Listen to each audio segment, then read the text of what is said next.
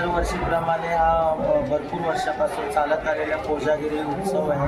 तो आम्ही मोठ्या संख्येने येऊन मोठ्या संख्येने तृतीयपंथी जोगती आराधी समाज मोठ्या उत्सवाने पार पाडत असतो आणि ट्रस्टीच्या वतीनेही आम्हाला सहकार्य मिळतं.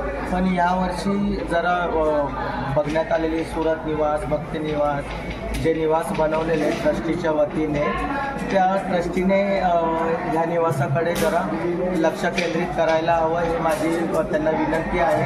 आणि जे काही बांधकामाची जी डागडुजी त्याकडे त्यांनी नक्कीच लक्ष दिलं पाहिजे. तुम्ही बघू शकता माझ्या मागे आणि त्या साईडला जे पिलरचे बांधकाम वगैरे तिथं जे पिलरचे बांधकाम आणि भरपूर काही असे व्यवस्था चालल्या आहेत ते ट्रस्टीकडून आणि प्रशासनाला पण भाविक भक्तांना काही त्याचा त्रास होऊ नये या बाबतीत त्यांनी थोडं लक्ष घालायला हवं. जसं पाण्याचे समस्या झाले, लाईटीचे झाले, तर सकाळपासून लाईट नव्हती या सुरत निवासमध्ये, त्यांनी थोडं या गोष्टीवर लक्ष केंद्रित करावं हीच माझी अपेक्षा आहे. म्हणजे आपलं असं म्हणायचं आहे का जे जीर्ण झालेले कामं आहेत त्याची डागडुगी करून आपल्यासाठी थोडी सुविधा व्यवस्थित करून देण्यात यावी असं आपलं म्हणणं आहे. हो, जे भाविक भक्त येतात एवढ्या आपुलकीने येतात. आता आम्ही भरपूर वर्ष झाले, 20 वर्ष झाले या सुरत निवासमध्ये आमचा शबिना इथून निघतो. जे काही जीर्ण झालेले आहेत, भिंती झाले आहेत, काही पायऱ्यांचे जीर्ण झालेले आहेत, पाईपलाईन फुटलेले आहेत, त्याकडे ट्रस्टीने लक्ष द्यावे हीच माझी मागणी आहे.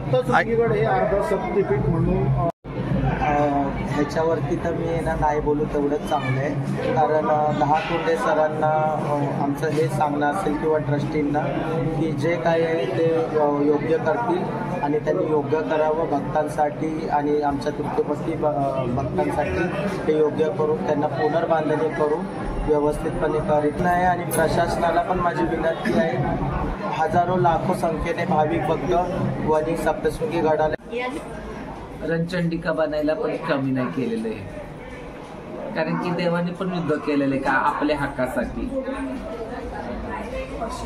त्याच्या पुढे मी बोलू शकत नाही. जनी त्रिपुर सुंदरी आई जगदंबा, तर गर्दीचं तिच्या सेवेला लोक कमी येणार असं कुठं होणारच नाहीये.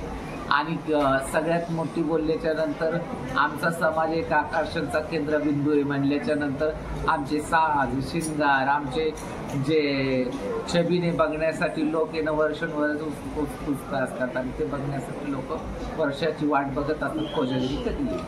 प्रशासनारायण, मी पायल नंदगिरी, किन्नर आखाडा एवं जुना आखाडा महामंडलेश्वर. आमच्या कार्यक्रमाची रूपरेषा अशी आहे की जो सकाळचा छबिना निघतो, आमचे 2 छबिने असतात, सकाळ आणि संध्याकाळ. संध्याकाळचा छबिना 8:30 असतो आणि सकाळचा छबिना आमची 9:30 वाजता शिवतलावावर जातो. शिवतलावावर गेल्याच्या नंतर इथून वाजत गाजत आमच्या गाड्या निघतात. जसा जो महामंडलेश्वरचा छबिना